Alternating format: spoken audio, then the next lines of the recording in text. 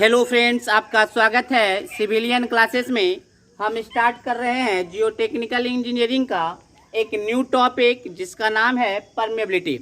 बहुत ही important topic, बहुत ही बेहतरीन टॉपिक, सॉइल मैकेनिक्स का इसको रीढ़ माना जाता है। तो और बहुत ही इंटरेस्टिंग टॉपिक है, ये बहुत ही इंटरेस्टिंग टॉपिक है।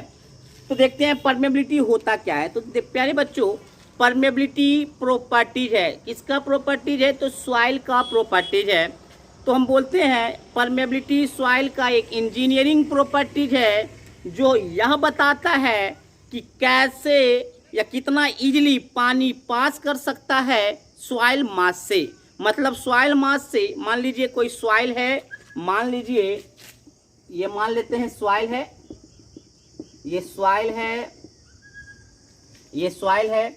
अब यहाँ पे हम पानी गिराएं, क्या गिराएं? वाटर। तो पानी गिराएंगे तो कितना इजीली पानी से पास करेगा, यही प्रॉपर्टीज कौन बताएगा? परमेबिलिटी बताएगा। तो कितना इजीली पानी सॉइल मास से पास करता है वो कौन बताएगा? परमेबिलिटी। तो हम क्या बोलेंगे प्यारे बच्चों? हम बोलेंगे permeability is a properties of soil mass, properties of soil mass which indicate the ease of flow of water through the soil mass,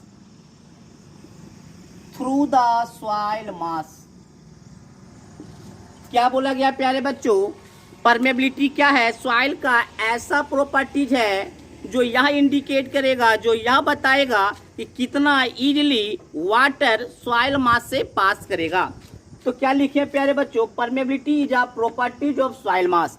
permeability क्या है? सॉइल का प्रॉपर्टीज है विच इंडिकेट, जो यह इंडिकेट करता है the ease of flow of water, कितना easily water pass कर सकता है, फ्लो कर सकता है थ्रू द सॉइल मास। बात समझ में आया प्यारे बच्चों? हम क्या बोले? परमेबिलिटी एक प्रॉपर्टीज है सॉइल मास का जो यह इंडिकेट करेगा कि कितना इजीली पानी पास करेगा सॉइल मास से। अब देखिए, इस परमेबिलिटी चैप्टर को पढ़ने से पहले हमको एक लॉ जानना पड़ेगा, डार्सी लॉ, जो कि बेहतरीन लॉ है। विदाउट डार्सी लॉ का हम परमेबिलिटी नहीं पढ़ सकते हैं। तो सबसे पहले हम देखेंगे डार्सी लॉ। क्या देखेंगे? Darcy law. तो प्यारे बच्चों, डार्सी लॉ देखिए क्या कहता है। डार्सी लॉ कहता है according to Darcy law hydraulic gradient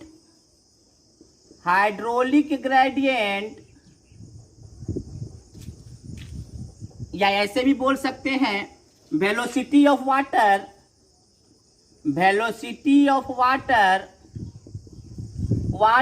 passing through the soil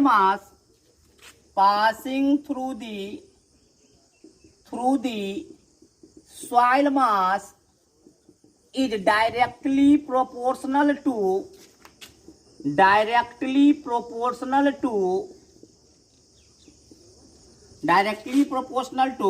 hydraulic gradient।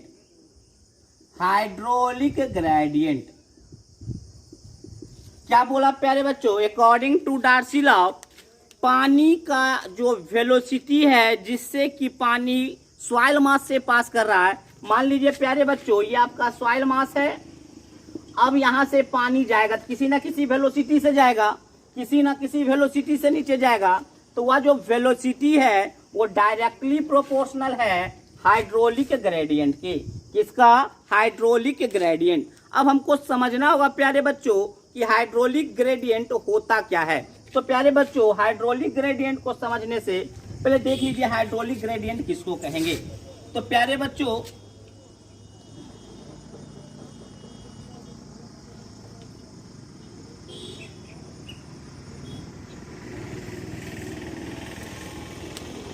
Hydraulic gradient समझने के लिए हम एक फिगर बना रहे हैं, उस फिगर से आप बहुत ही इजीली आप समझ जाइएगा हाइड्रोलिक ग्रेडियंट। हाइड्रोलिक ग्रेडियंट देखिए,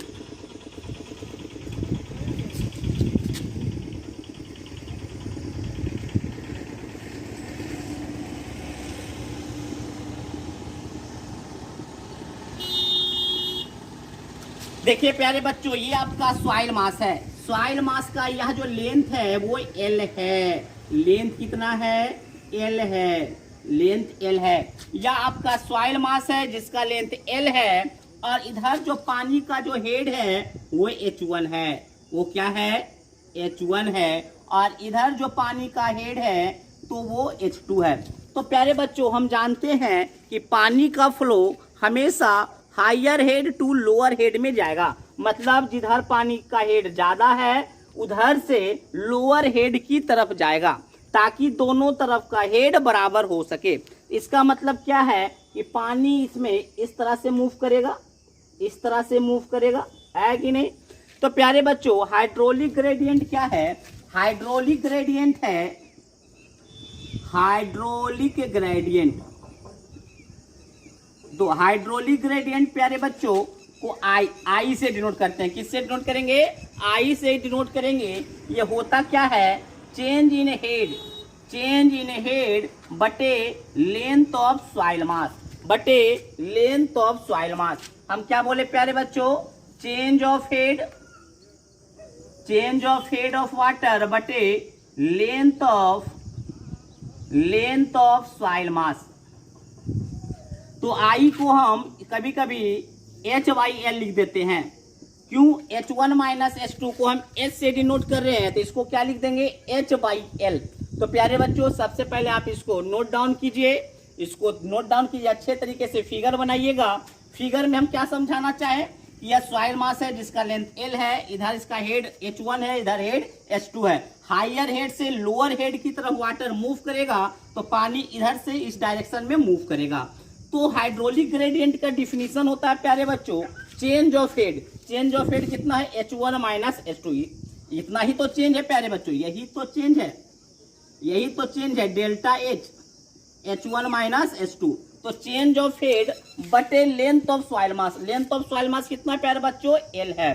तो ये है हाइड्रोलिक ग्रेडियंट। तो पहले इसको नोट डाउन कीजिए।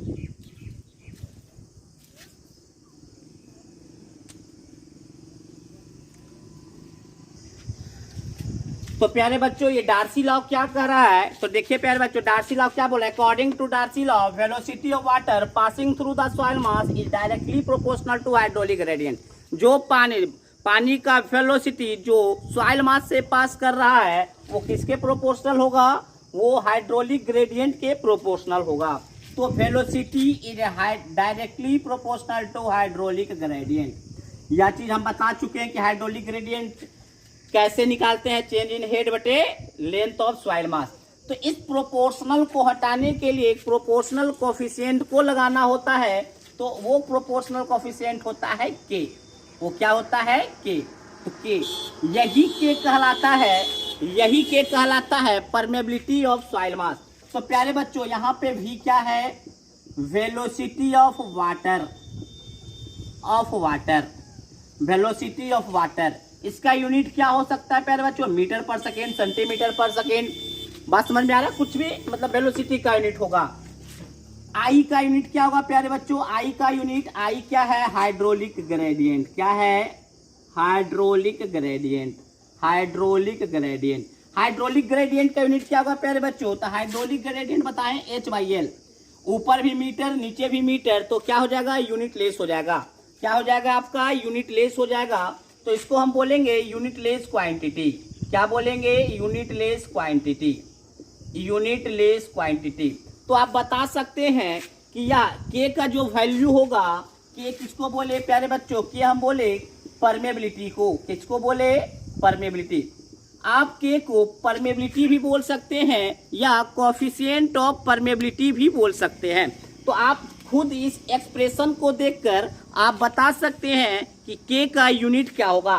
तो प्यारे बच्चों देखिए, आई आपका यूनिट लेस क्वांटिटी है, तो के का यूनिट वही होगा जो आपका वेलोसिटी का यूनिट होगा।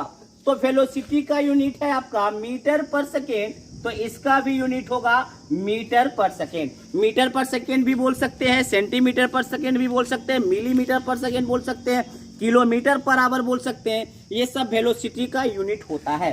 तो ये आप देख रहे हैं प्यारे बच्चों, ये आपसे एग्जाम में पूछा जाता है कि आपका परमेबिलिटी का आप क्या बताइए, यूनिट बताइए। तो के को परमेबिलिटी भी कहते हैं या कोएफिशिएंट ऑफ परमेबिलिटी भी कहते हैं। तो इसको भी आप नोट डाउन कीजिए प्यारे बच्चों।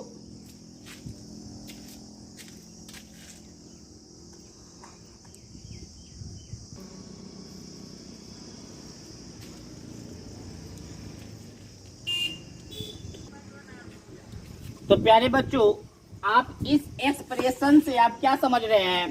तो इस एक्सप्रेशन से हमको ये समझ में आ रहा है प्यारे बच्चों कि अगर वेलोसिटी ज्यादा होगा तो परमेबिलिटी ज्यादा होगा। तो अभी हम बताएं कि परमेबिलिटी का डिफिनीशन ही है कि कितना इजीली पानी फ्लो कर सकता है, कहां से, सॉइल मास से। तो जितना ज्यादा फ्लो करेगा इसका मतलब वेलोसिटी ज्यादा होगा। तो प्यारे बच्चों, अगर वेलोसिटी ज्यादा तो परमेबिलिटी भी ज्यादा होगा, ठीक है ना। वेलोसिटी ज्यादा होगा तो परमेबिलिटी भी ज्यादा होगा, ठीक है ना। तो अब हम देखेंगे कि किस तरह से हम, जैसे अब देखिए प्यारे बच्चों, अलग अलग सॉइल का अलग अलग परमेबिलिटी होगा। मान लीजिए कोई बड़ा वाला सॉइल है, कोई बड़ा वाला साइज का सॉइल है, तो उसमें वाइड ज्यादा होगा। बड़े वाले साइज में क्या होगा, वाइड ज्यादा होगा। मान लीजिए सब वाइड है, अगर वाइड ज्यादा होगा तो पानी भी इजीली से क्या हो जाएगा, पास करेगा। तो हम जानना चाहते हैं कि किस किस हम परमेबिलिटी सॉइल का निकालेंगे कैसे। Determination of soil mass, sorry determination of permeability हम निकालना चाहते हैं। तो परमेबिलिटी निकालने का मेनली 3 मेथड होता है। एक होता है लेबोरेटरी मेथड, उसको लैब में ले जाकर पता कर लीजिए। एक होता है फील्ड मेथड, फील्ड से भी हम क्या कर सकते हैं, परमेबिलिटी निकाल सकते हैं। तीसरा होता है एम्पिरिकल फॉर्मूला। तो इन सारे मेथड पर हम चर्चा करेंगे बारी बारी से। तो हमारा अगला हेडिंग क्या होगा प्यारे बच्चों, डिटर्मिनेशन ऑफ परमेबिलिटी।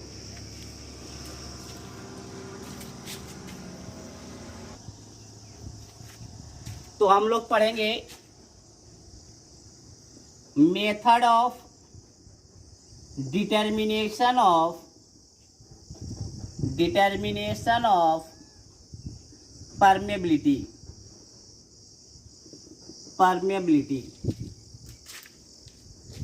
आप परमेबिलिटी को डिटरमाइन करने के लिए कौन कौन से मेथड को अप्लाई करते हैं वो आप पढ़ेंगे।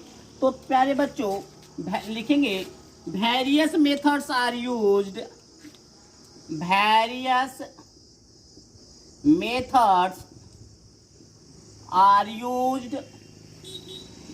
for determine the permeability like सबसे पहला है प्यारे बच्चों लेबोरेटरी मेथड। आप लैब में ले जाकर सॉइल मास को परमेबिलिटी निकाल लीजिए। दूसरा है फील्ड मेथड, सब पर हम बारी बारी से चर्चा करेंगे कि कैसे हम इस मेथड को अप्लाई करते हैं। तीसरा है एम्पिरिकल फॉर्मूला। तो हम सारे मेथड पर बारी बारी से चर्चा करेंगे। तो सबसे पहले हम चर्चा करेंगे इस पर, लेबोरेटरी मेथड पर। सबसे पहले हम चर्चा करेंगे लेबोरेटरी मेथड पर।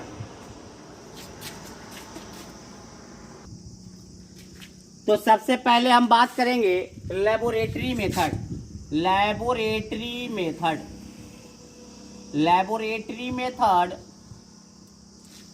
फॉर डिटर्मिनेशन ऑफ परमेबिलिटी निकालने के लिए लेबोरेटरी मेथड।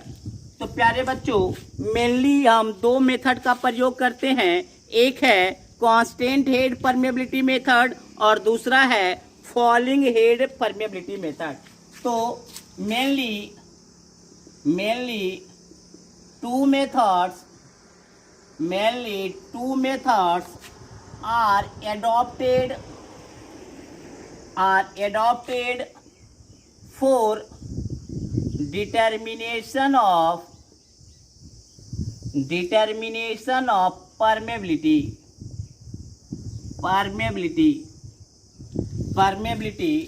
in laboratory। तो जो फर्स्ट मेथड है प्यारे बच्चों वो है constant head permeability method. First one क्या है? कांस्टेंट हेड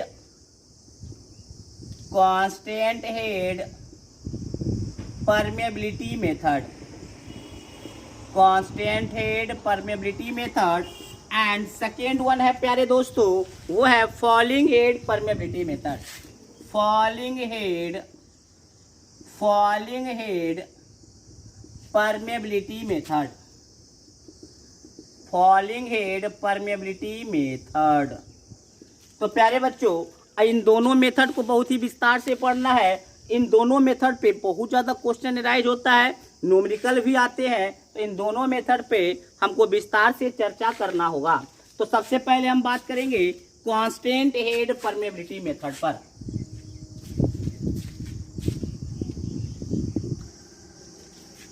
तो सबसे पहले हम चर्चा करेंगे कांस्टेंट हेड परमेबिलिटी मेथड।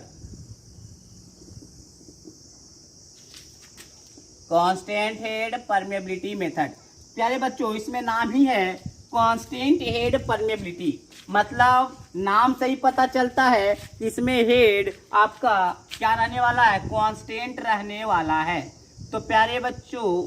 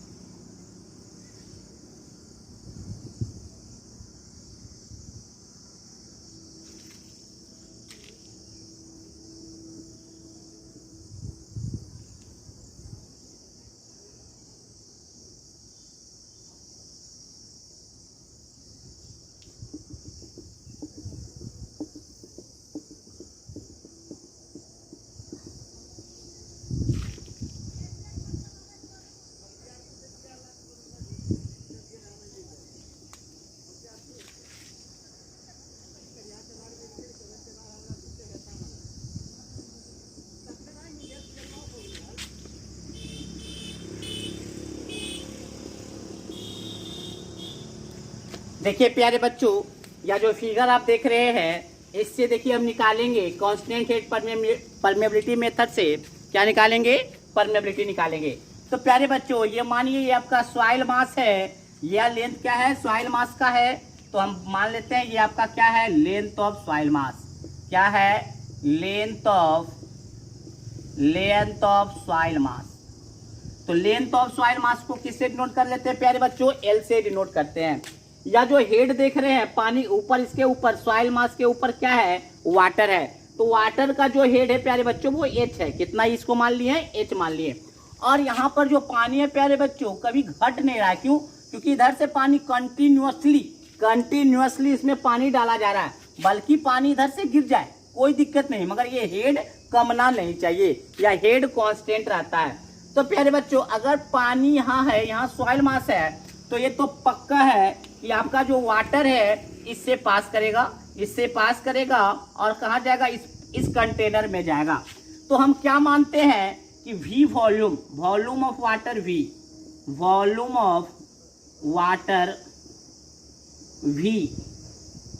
इधर लिख देते हैं, इधर लिखते हैं volume of water V collected in container after time T, after time T. हम क्या बोले बच्चों कि कुछ टाइम के बाद देखिए ये पानी कहाँ जाएगा, इस कंटेनर में जाएगा, और हम मानते हैं कि यहाँ पर V वॉल्यूम 10 ml 20 ml वो आपका वॉल्यूम हो गया। मान लेते हैं V वॉल्यूम V ml का वॉल्यूम क्या हो गया है, T टाइम के बाद इस कंटेनर में कलेक्ट हो गया है। मान लेते हैं 10 मिनट के बाद इसमें 10 ml पानी आ गया है। बात समझ में आया? तो volume of water V collected in container after time T। We know that according to Darcy law, क्या जानते हैं प्यारे बच्चों, V equal to K into I. क्या जानते हैं प्यारे बच्चों, V equal to K into I. अब एक चीज और आप जानते होंगे प्यारे बच्चों कि अगर हम दोनों तरफ एरिया से मल्टीप्लाई कर देते हैं, दोनों तरफ एरिया से मल्टीप्लाई कर देते हैं, तो area into velocity, area into velocity आप पढ़े होंगे प्यारे बच्चों, डिस्चार्ज को कहा जाता है। किसको कहा जाता है? डिस्चार्ज को कहा जाता है, जिसको Q से हम डिनोट करते हैं। तो K बराबर क्या हो गया, Q इंटू ए, आई इंटू ए। हमको निकालना क्या है प्यारे बच्चों, K निकालना है। तो K क्या हो जाएगा प्यारे बच्चों, Q बटे आई इंटू ए। आई क्या होता है प्यारे बच्चों, आई के बारे में भी जानते हैं, हेड बटे चेंज इन हेड बटे length of soil mass into A. तो K बराबर क्या हो गया प्यारे बच्चों, QL बटे AH, QL बटे AH।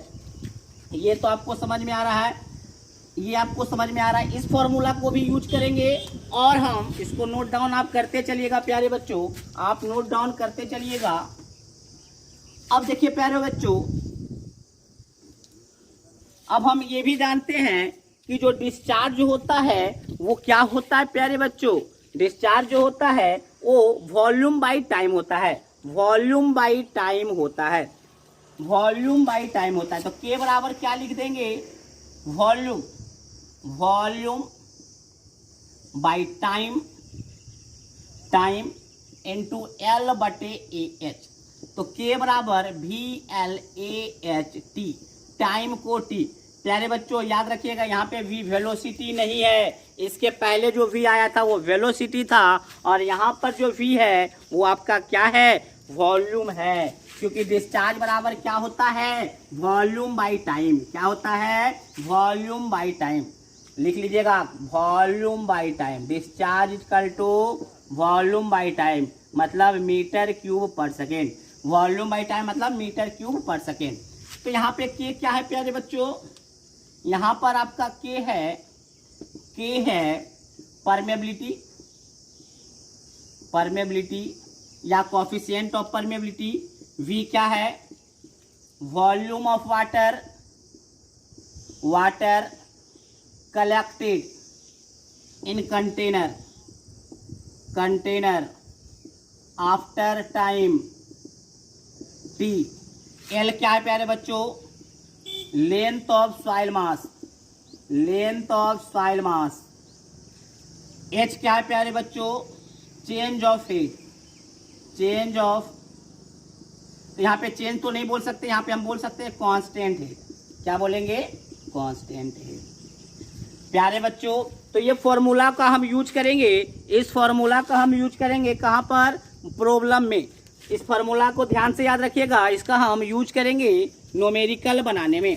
तो प्यारे बच्चों एक बात याद रखिएगा, कांस्टेंट हेड परमेबिलिटी मेथड का यूज हम कोर्स ग्रेन सॉइल में करते हैं। अगर आप फाइन ग्रेन्ड सॉइल में इसका यूज कीजिएगा तो यह इफिशिएंट रिजल्ट नहीं देगा। तो इस पॉइंट को भी हम लिख लेते हैं। ये इम्पॉर्टेंट आपका क्या हो गया, ये इम्पॉर्टेंट आपका फॉर्मूला बन गया है, इस पे न्यूमेरिकल आने के चांस होते हैं। तो एक ऑब्जेक्टिव टाइप का क्वेश्चन भी हम लिख लेते हैं, क्योंकि हमारे लिए ऑब्जेक्टिव सब्जेक्टिव सारा इंपॉर्टेंट होगा। तो प्यारे बच्चों क्या बोले, constant head permeability method, permeability method is constant head permeability method is efficiently used या is important for important for course grand soil. Course grand soil, course grand soil किसको कहते हैं प्यारे बच्चों? तो कोर्स ग्रेन्ड सॉइल हम वैसे soil को कहते हैं जिसका साइज 75 माइक्रोन से ज़्यादा होता है। तो ये हमारा था कांस्टेंट हेड परमेबिलिटी मेथड। इस पे कुछ हम न्यूमेरिकल करेंगे और अगले स्टेप पर चलेंगे फॉलिंग हेड मेथड पर।